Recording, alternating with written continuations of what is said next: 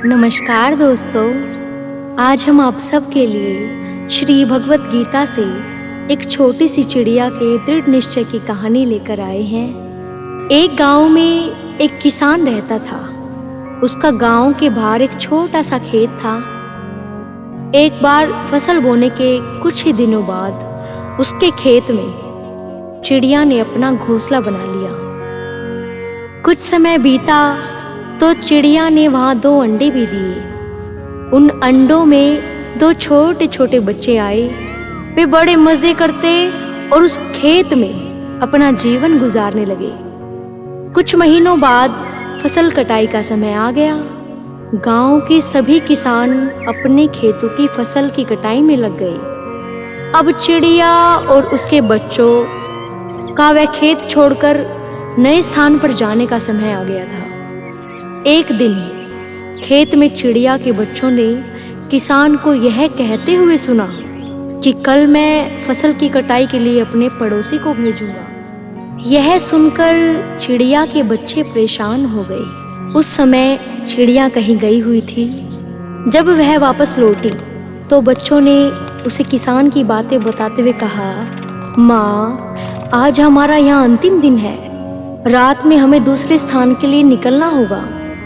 चिड़िया ने उत्तर दिया, इतनी जल्दी नहीं बच्चों, मुझे नहीं लगता कि कल खेत में फसल की कटाई होगी।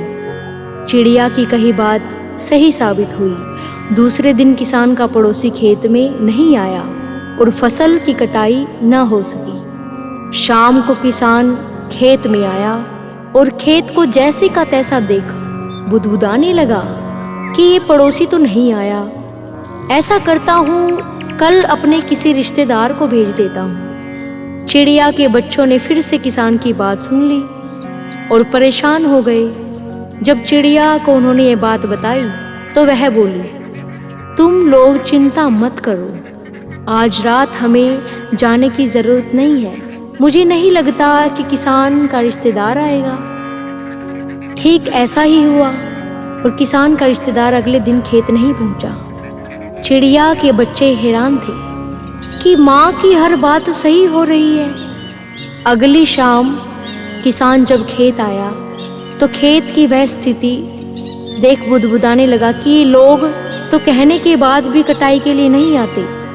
कल मैं खुद आकर फसल की कटाई करूँगा। चिड़िया के बच्चों ने किसान की ये बात सुन ली।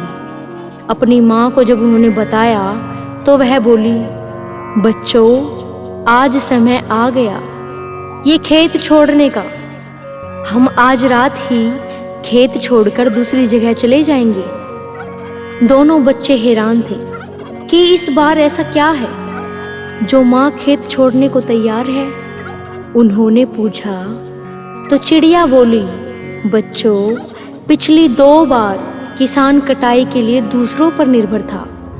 दूसरों को कहकर उसने अपने काम से पल्ला झाड़ लिया था, लेकिन इस बार ऐसा नहीं है। इस बार उसने यह जिम्मेवारी अपने कंधों पर ले ली है, इसलिए वह अवश्य आएगा।